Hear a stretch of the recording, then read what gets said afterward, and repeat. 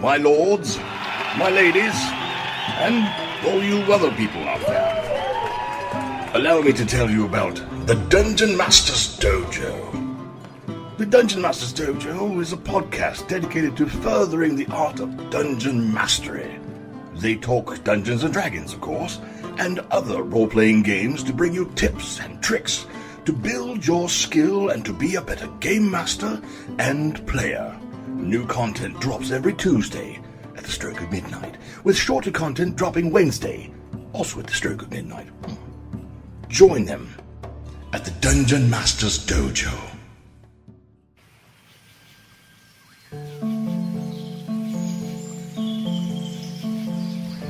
Background music and ambience brought to you in part by Midnight Syndicate. Music for the imagination and the perfect musical accompaniment for the Dungeons and Dragons role-playing game.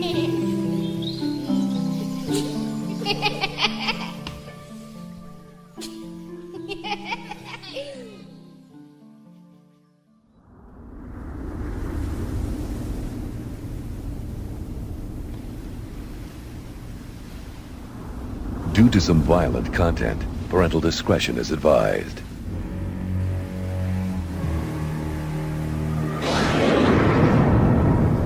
In a world that is not what it seems, and where people are not whom they appear to be,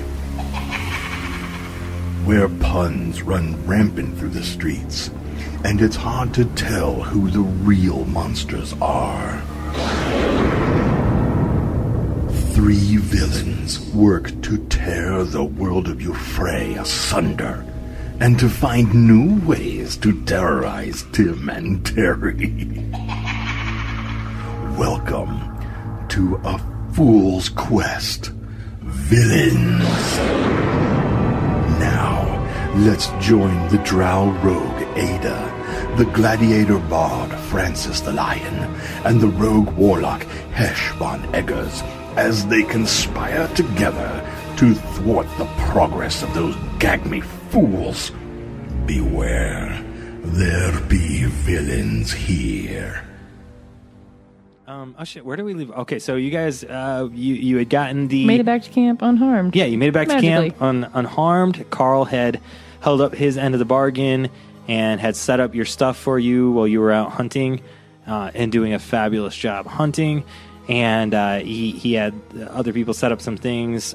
Hesh, the one of the people that had seen you put the bells around your camp area, did put the little bells out for you in the sort of weird, obnoxious pattern that you put them in.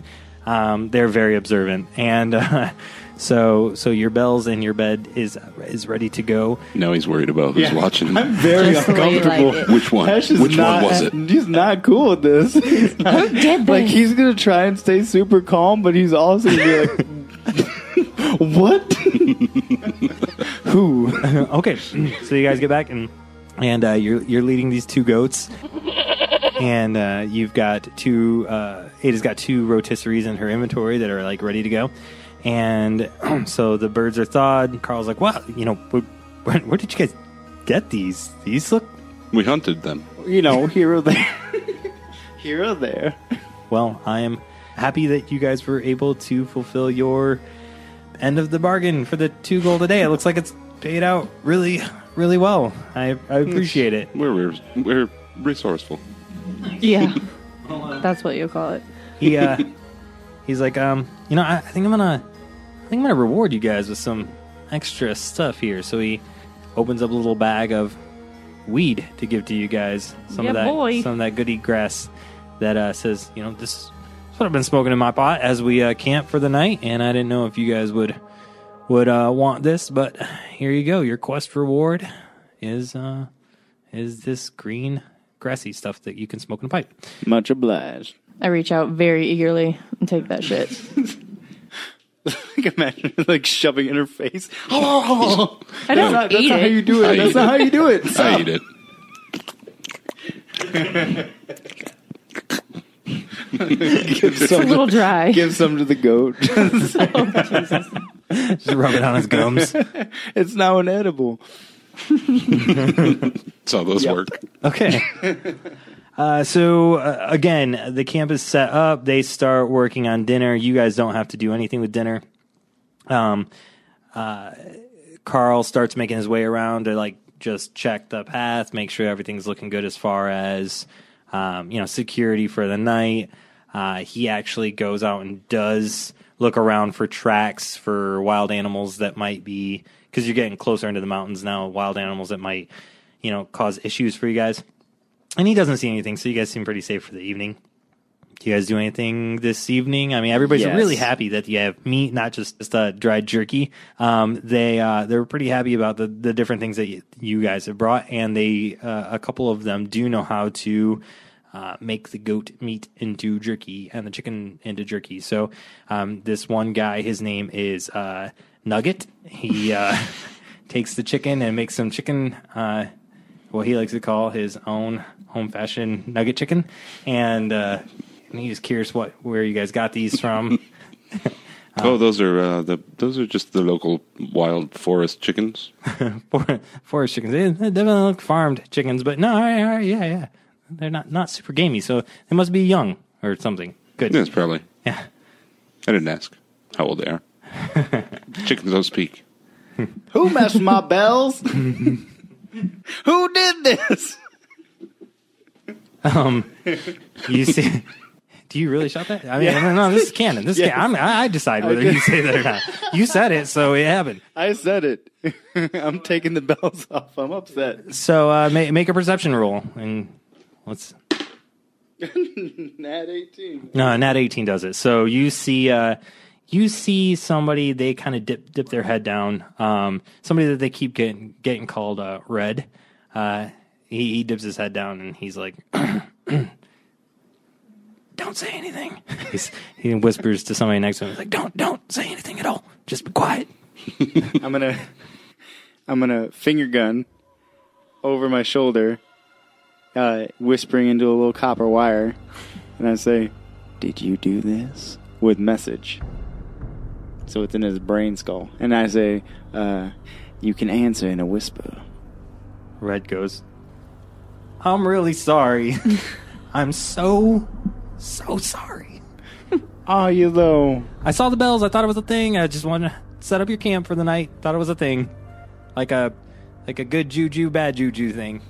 It's not for you.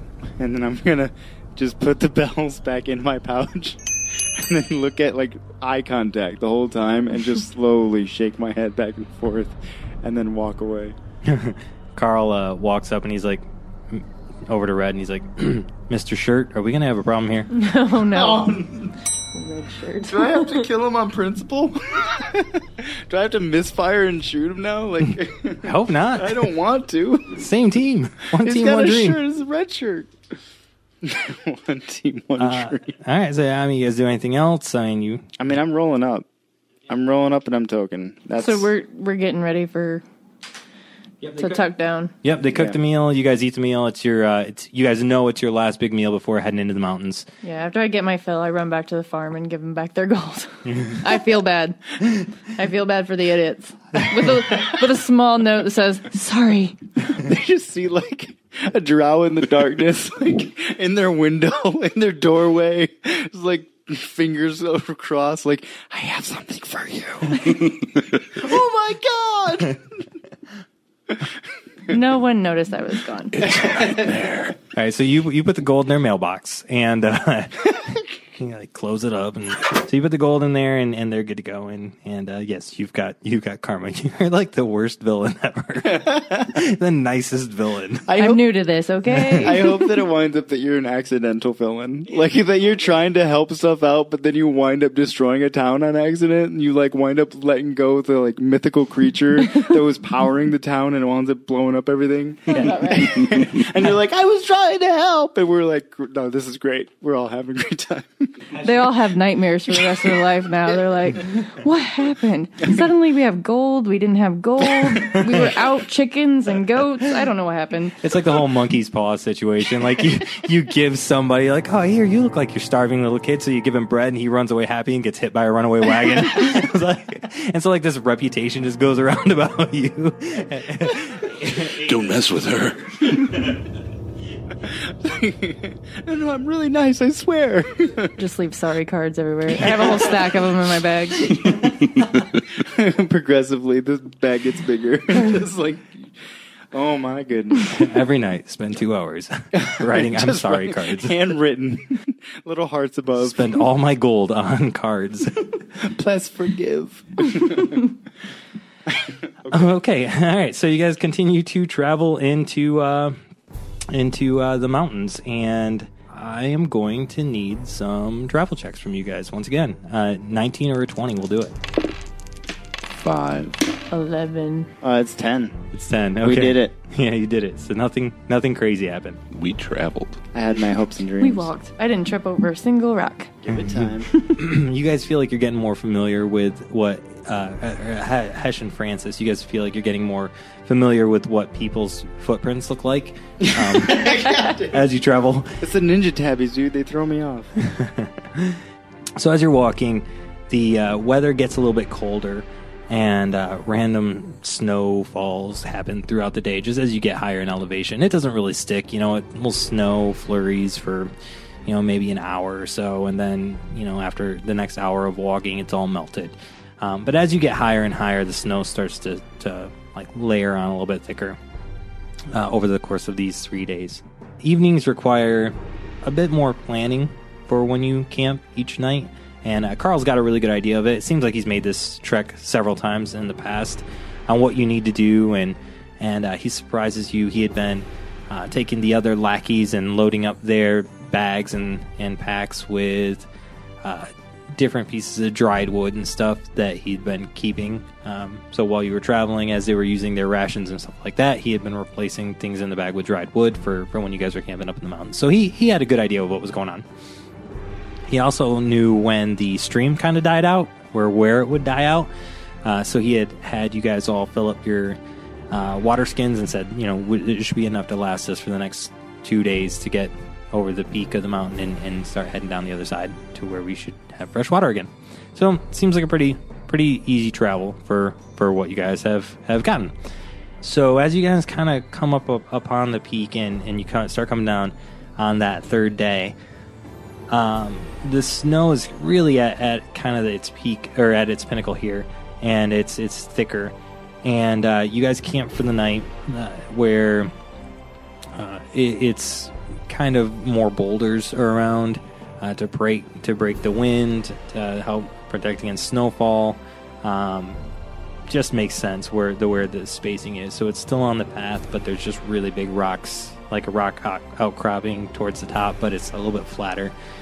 So, Carl puts everybody to work. They cook up, or they get a fire going for warmth. Not really a cooked fire, but enough for warmth. You guys have your jerky that's in there, and you got some cheese that's wrapped in wax and some other stuff that you can eat. Along the way, you found out, so far you've heard about Red Shirt. You found out about Jen Eric Chick. You met a guy who goes by Bob. He's got no last name. And then Betty Badass, who's really been the, I don't know, just the badass. So she's been like really going to town on like camping and stuff like that. And she kind of heard that you guys were doing your own thing and kind of deduced that you guys were your own little clique. And she kind of wanted to get in on it because she wanted to tag along with the cool kids. But that's what's been happening over the travel for getting up to the peak of this mountain. How are you guys feeling about this travel? How much further is it? It was a 10-day travel. So we are on day 6. So it's 4 days down the mountain, pretty much gets us right to Maraxi Sour. Yeah. Should have bought a horse. Should have taken that. Never mind. I wonder if those Never farmers mind. had a horse. I should have rode the farmers. I am going to, at every opportunity, bring up the word bells or like ring or tink. I'm gonna say I have to make a tinkle. All right, yeah. Retro. Every time you do it, I mean, and he's within earshot, he definitely gets a little anxiety. And Does he seem alarmed? Yes, he's very alarmed. So Hesh would have, over the course of these days in this travel, is Badass, is she, like, fair? Is she attractive? No. No? Badass is she's super scarred. She keeps her hair like shaved. She's she reminds me kind of Francis Gladiator style. So What about Except I'm Jen? good looking. What about yeah, except he's handsome. yeah? What about generic?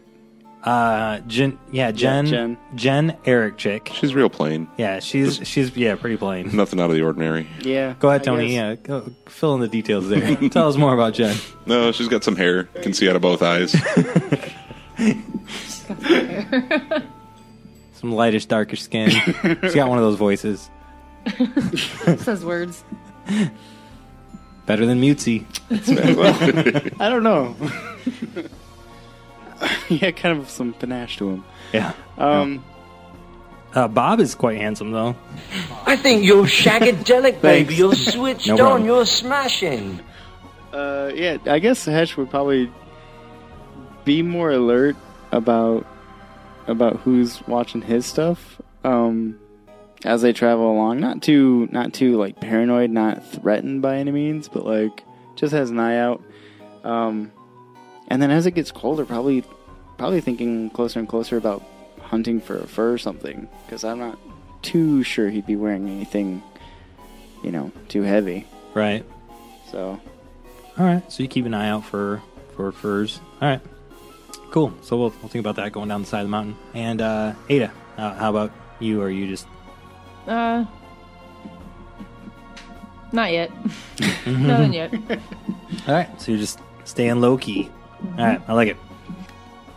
So as you guys camp for the evening, how do you guys do with sleep? So are drow? Drow trance, I believe. They transfer 4 hours. All right. And you two are humans, right? So you Yeah. need to actually sleep. Yeah. Gotta get that 8 to feel great. I think you owe us all an apology. So as you guys are resting and sleeping in the middle of the night, Carl did put out some guards on rotation. As we got probably about day 4 or night number 4, so 2 nights ago, he had put out guards. Started seeing some tracks and stuff that he wasn't too keen about, and so he put out guards on rotation. So you guys had already done your rotation. Really, he had you guys pretty much the shorter rotation, and either at the beginning or at the end of every rotation. That way, you guys got uninterrupted sleep. Perks of being his side people.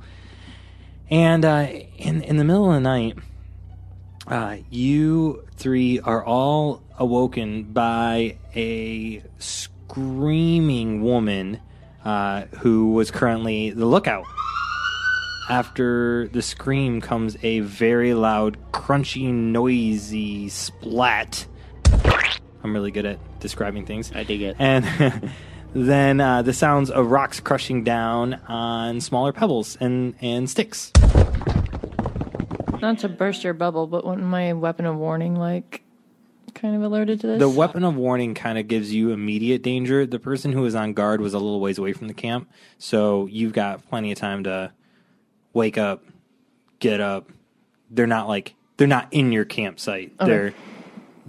The scream you hear is probably a good 150 feet away. Okay. I'm gonna sit straight up from my bedroll, and be like, Francis? I'm Francis. I thought you were screaming. You're not screaming? No, it wasn't me. Oh. Who was it? That was a woman. Ayda? Let's No, I'm fine. Oh, okay. go Came find from a out who the hell distance.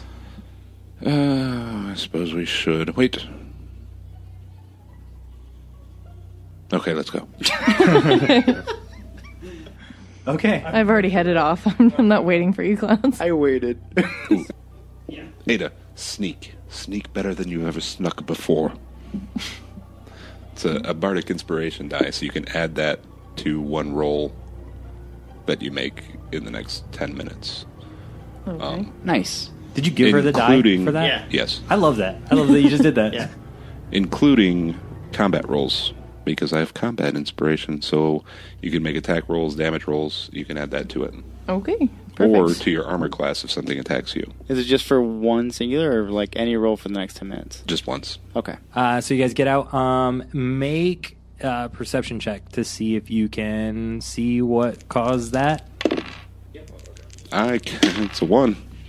Roll again. 10. Hey, 11. Okay. 17. All right. So as the one, Francis, you get up, but you are really tired, and your eyes do that sticky thing where you're, they're still like trying to open, but there's no like liquid in them, so it's just dry, like almost like you slept with contacts in. What are contacts? Who knows? Hesh, you get up, and you know exactly where that scream came from. And you can look off in the distance, and you don't see a human form, but you do see some shady movement. It's still dark. There's no fire right now.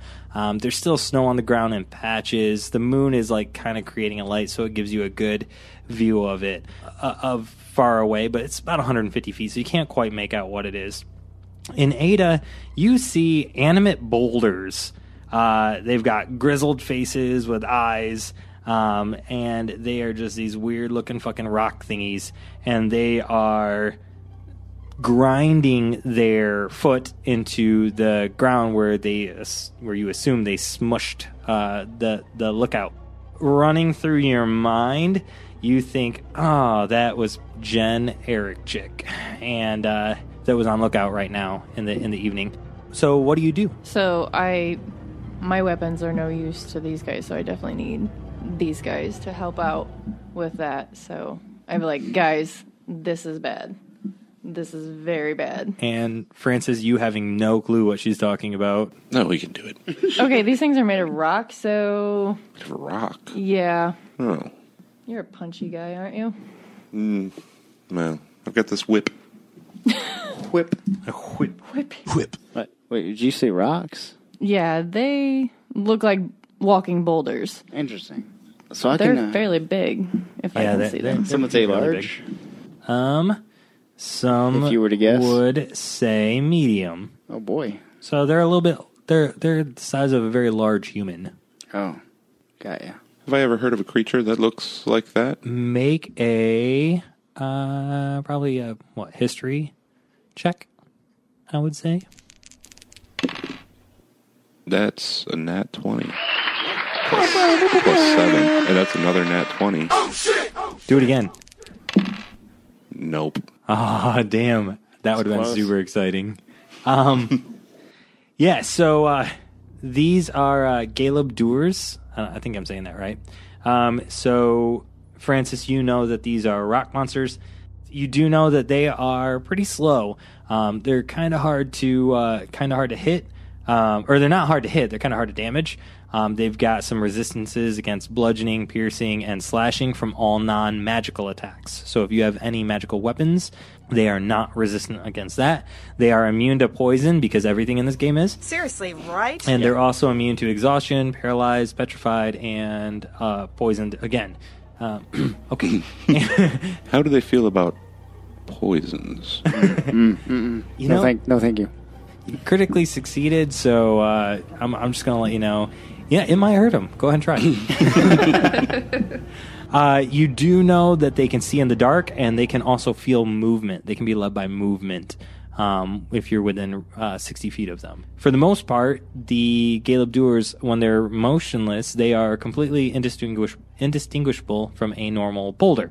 You also know that they can do a rolling charge, so even though that they are slow, they can charge straight at somebody and hit them, and that's typically how they start and engage in combat, which is probably what you guys heard, or probably what woke you up, I should say. And you also know, finally, that they can animate up to 2 boulders that they can see within 60 feet of them. Oh, shit. And boulder becomes pretty much like a little mini Galeb Duhr. It's not as big as like the big boulder ones that you have, but it can spawn to life and come attack you. Do they speak? They do speak. Languages are Terran. Oh, damn. Initiative? Yep. And we begin. So, Ayda, you go first. Yeah, I want to run in that direction. Okay, so you run 60 feet toward them. Okay. And after Ayda, it is now Francis's turn. So I'm going to run 80 feet towards them. They're 150 feet. Yep. I'm going to run 80 feet towards them. 80 for Francis. And do you do anything else? You know, draw on those. Wait, yes. No. No? No, Okay. I'm not doing anything else. Drawing a rapier. Okay. Draw your rapier. Okay. Hesh von Eggars. I am moving 60 feet, and I am pulling from my pack a small rod and 10 feet of chain with some manacles. Okay. It's gonna get weird. Are we going back to that foot thing from earlier? It's kind of worse. Ayda, so because I didn't ask you to begin with, what weapons do you have right now? Do you have your rapier and your slap dagger? Yes. Okay, so you're dual wielding your rapier and your slap dagger? Yes. Actually, I missed the Galeb's turn. They are going to move 30 feet. And after you guys finish that first round of movement, you hear behind you a couple more Galeb Duhrs engage the rest of the people who are in camp who are slower to get up than you guys were. So they come crashing down and they roll and charge into them. And Carl starts barking orders at the other How many humans. are we facing? You are facing 2 that you're moving toward, and 3 more just came in from behind you to start attacking the other humans, other people Yeah. that are back at camp. So there's a little battle going on back there that you guys had escaped by sprinting towards the Danger. danger. All right. So, I want to close in the rest of the way toward the closest. I guess they're both pretty close to us. So. Okay, so you move the next 30. Then it is over to Francis. So I am going to holler at Hesh. Hesh! No rock can withstand your eldritch powers. Destroy these things. You can do it. I believe in you. And he's going to feel inspired. So that'll give him an inspiration die as well. And that is a bonus action. So then I'm going to cast Dissonant Whispers. And that is only one creature of my choice within range can hear that. Wisdom saving throw. Okay, they got a 21. Well, it takes 3 psychic damage, Ooh. and that's all. So that one's Galeb, and the other one is Duhr. Okay. We'll call them. So Galeb, who just took some psychic damage, is not appreciative. He is still 40 feet away from you, though. Yeah. So he is going to move 30 feet in your direction and be 10 feet away from you. And then Duhr will do the same thing. And that is their turn. Alright, so I am going to first fire on Galeb's the one that you just hit, right? Yes. Galeb with an Eldritch Blast, which comes out like a quick draw pistol, finger gunning the whole situation. Like a six shooter from the sidearm. From the hip. It's four damage, a force damage. So I fire that. My object interaction, I'm going to hook one of the manacle sides to the rod that I have in my hand. Okay. And then I'm going to use the rest of my movement to get even closer to them. Okay. And your movement is 30 It's feet? 30 feet, so I can't dash, so it's only 30. Okay. So you're standing next to Ayda again? I don't want to be within 5 feet of them yet. Okay, so you don't move the I full. would stop. Yeah, I would stop about 15 feet. Okay. 10 feet. 10 feet? 10 feet. Okay. So there's 10 feet between you and them. Yep. They had moved all the way to Ayda, so they're at Ayda. Francis, you are 10 feet away as well. So you're actually kind of... Francis is next to Hesh. Thoughts and prayers. All right. Okay, so they're right in front of us, right? Yep. All right, so I'd have to slash out with my rapier. Okay. That's a 1d8 plus 4. And then I also roll your thing. Yep. Right. So You can add that to any roll you choose to add it to. So you don't have to add it to your attack. You can add it to a damage roll if you hit, Okay. or to a save if you have to make one later, or to your armor class if they attack you. Okay. Oops. No, 5. Alright. And it is Francis's turn. All right, I'm 10 feet away from him. There, me. I'm gonna move to flank. Okay. Attack Galeb with my rapier. I just move around behind him, and I go for a hamstring, but it's made of rock, so it doesn't work very well. Chip a little bit of stone off. I get 2 attacks per action. So my second one is gonna miss badly as I try to hamstring the other leg. Maybe that one will work better. It doesn't.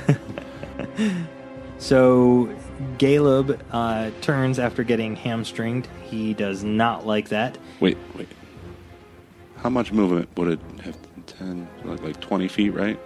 It would have been 15 feet. 15? So I'm going to back up 20 feet Oh, beyond them. okay. Yeah. Finish your movement. Yep. They do not get opportunity attacks because I am mobile. Oh, Ah. snap. Oh, wait. Nice. Wait. Yes. Does that- If you do have You that know what? feat, that is how that works. Actually, I think Duhr still gets one. It's dang. I should Against attack your both of target? them. It's Yeah, a creature it's only that I the ones that you attacked. hit Yeah. or try and attack. Yeah. Yep. So Duhr is going to take a... Are you still moving? Yeah. Okay. So Duhr is going to make his move, or his attack on you, which is a 21 to hit, Oh, yeah, that'll do it.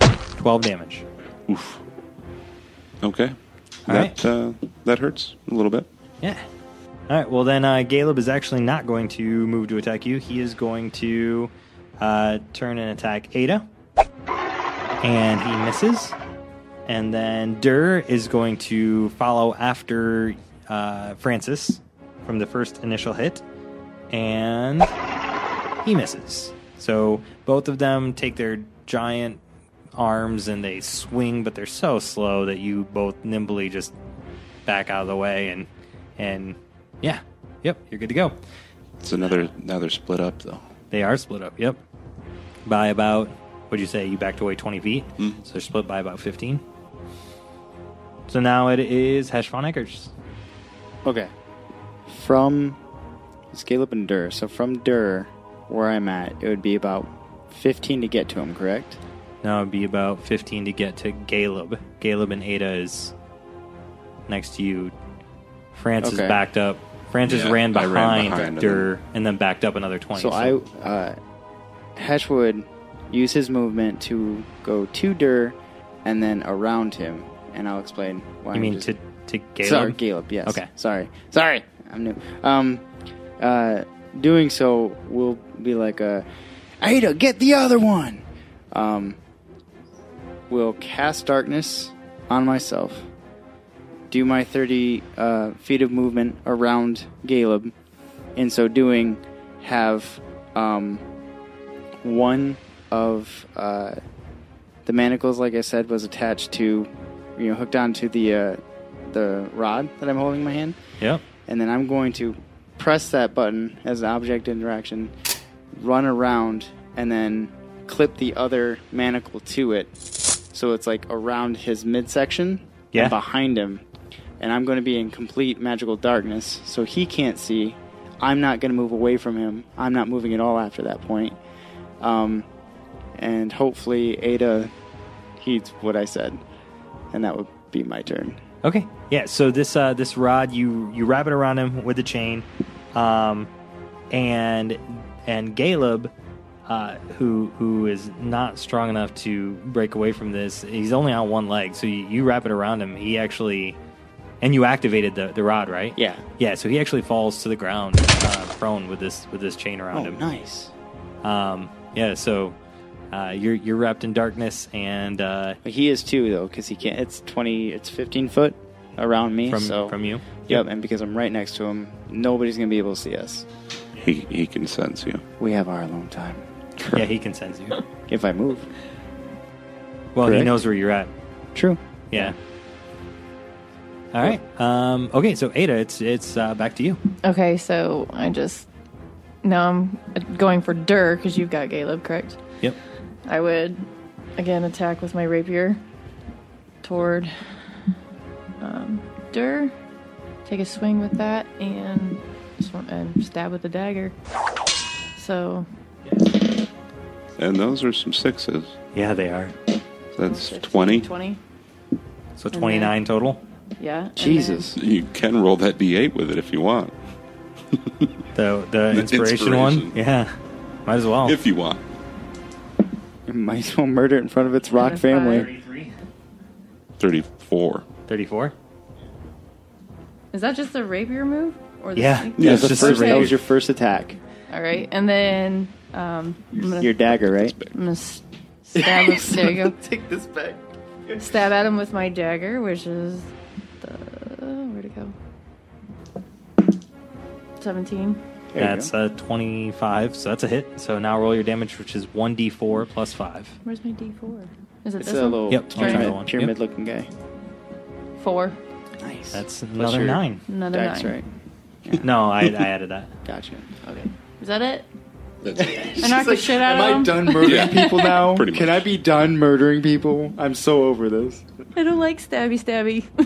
You're a rogue! But I was a slave for a long time. I didn't get to use these skills. Duhr looks pretty unhappy, but now it is over to Francis's turn. I am going to... I'm going to cast Vicious Mockery on Duhr. He needs to make a Wisdom save. That is a 15. Hey, he didn't make it. So, he takes 5 psychic damage.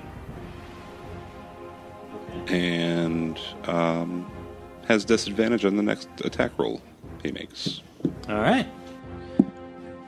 Well, he is going to make his attack roll against you in a very vicious, rocky thing. And he takes his giant Vicious rockery. boulder arm and he goes to swing at you, but completely whiffs. He goes for a rock uppercut and just goes way to the left. You easily don't even have to move to dodge this one. And it is now over to Hesh, who has... Oh, wait, no, the other... Yeah, he needs to make a save. And he makes it. So you hear the shackle on one of the sides, a link for the chain that's around the shackle, snaps. And you hear Galeb stand up. And that is his turn. Ballsy. Just power play after power play. Oh, See yeah. how this goes? And it is now Hesh's turn. all And your right. rod is still on the ground. It'd be... Yeah. Yep. So, these boulder guys, how humanoid do they look as far as their form goes? They've got eyeballs and a mouth, and they've got one giant leg that they hop on. And they've got arms that they smash things with. But outside of that, they just look like boulders. So I'm gonna retrieve the rod. I'm gonna pick it up. I'm gonna move toward him and put it horizontally over his foot, like pushing down, and then reactivate it, like against his ankle. Okay. So would you allow for a button click? I would allow for that. What I will do for him is a dexterity save, and I will set it at 13. Do you want to do like an opposing grapple thing? Or no? If you'd like to, yeah, we can do opposing grapple. You're gonna... Yeah, that makes sense. Also, would he have disadvantage because of the darkness? And I have Devil's Sight, which allows me to see perfectly. No, I would say... Because he would know that I'm there. he can feel you moving around because he has tremor sense. Yeah, Okay. it's- So it kind of negates that. What do you want me to go off of? It's a strength. It's opposing this is- strength checks. Strength versus strength or dexterity for traditional. Yeah, he's gonna go with strength because Okay. he's a giant rock. Right, okay. Yeah. Or do you think I need strength to do this? I mean, Okay. you could do dexterity if you want. That's what I was asking. Oh, Sorry. okay. Sorry, I wasn't clear. So it's a 14. You rolled a 20. Okay. Well, then I say shit. And then... Oh, shit. Yeah, and then I'm gonna stay within his 5... Oh, shit, he knows where I'm at. I'm just gonna grit and bear it. I'm just gonna wait. And I'll say, Princess, a little help! I believe in you. Words of encouragement. That's all That's all I needed. All right. Okay, that was Hesh's turn. It is now back to the top of the order with Ayda. So Duhr, going after Duhr. I'm gonna go with the rapier and dagger again. With the rapier, I'm gonna slash at his face. That's a 4, so an 8. So I swing up with the rapier. As I swing up, I do a backflip and come down with my dagger on his head.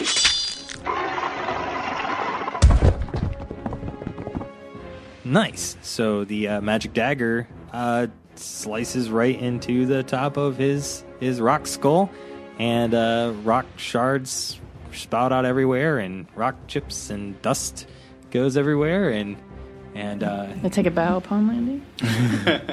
you bow upon landing, and the rock lets out a "Oh God, this sucks." And it falls to the ground. Small flashcard of like a 0 he holds up as he dies. And it is now over to Francis's turn. All right. Hesh, I can't see what's going on there, But I'm sure it's swell. but I know you will win. Yay. You must, for all of us. And I guess I'll head over there into the darkness. But I can't see nothing. Follow the sounds. Yeah. The sounds of Hesh screaming shit when he misses the rod on the foot. Damn it! Gee willikers. Yeah, but I'll inspire Hesh again. That's Oh, wait. The dodge action. Yeah. Saucy. Yep, into the darkness with the dodge action. Okay, so you just run past this giant boulder that bursted into dust that Ayda killed, and call out some inspiration to Hesh, and then follow him into the dark. Yes. Okay, Very death cab. very death cab. Yeah, I appreciate it. All right, and Galeb Wow. has had absolutely enough of your shit, and Caleb. he takes his hand and he just backhands you right on your right shoulder, causing 23 points of damage. Who's standing on one leg Oh, now? you got Darkness is concentration, isn't it? It is. Darkness fails. Okay, so he hits you in the shoulder, and you take Smacks. the hit. Yeah, smacks you, backhands you, and it hurts so much. The pain's so sharp that your spell just stops, and poof, everything's back into appearance. And you see Francis like right next to you. No, hey, I should have mentioned these things don't need to see to hit you. It's more like Francis sees me now. Yeah, I yeah. can see Hi, more already. buddy. Yeah. But when he did slap me, Hesh definitely went, ah! Like looking around real quick to see if anyone heard that. Ayda, hearing it, shakes her head. Totally heard it. All right, that was Galeb's turn, and it is now Hesh's turn. All right, cool. Hesh is going to collect the rod and then move 20 feet away, 25 feet away, provoking attack of opportunity. Okay, And then fire Eldritch Blast. that was a 13 to hit. 16. Nat 20!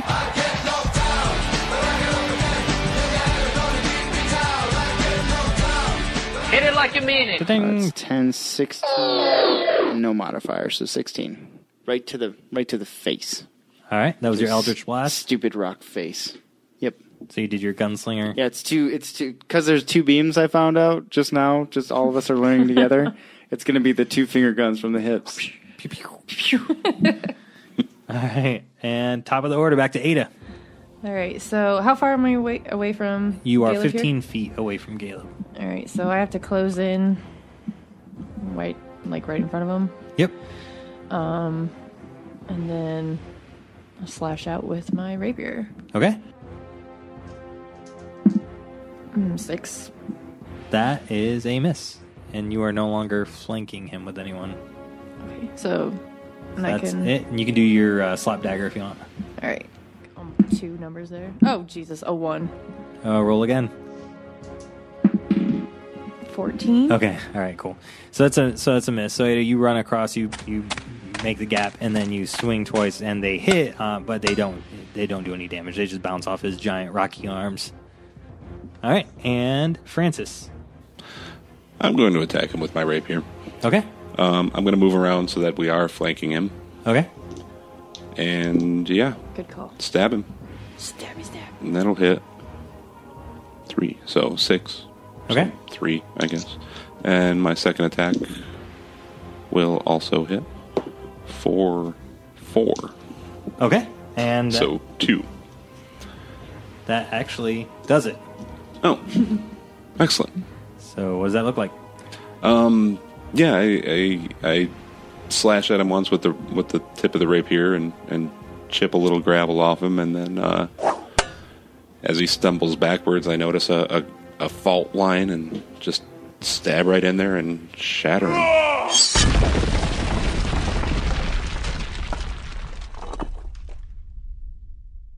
I like it. All right, awesome. Okay, so you guys won. Ding.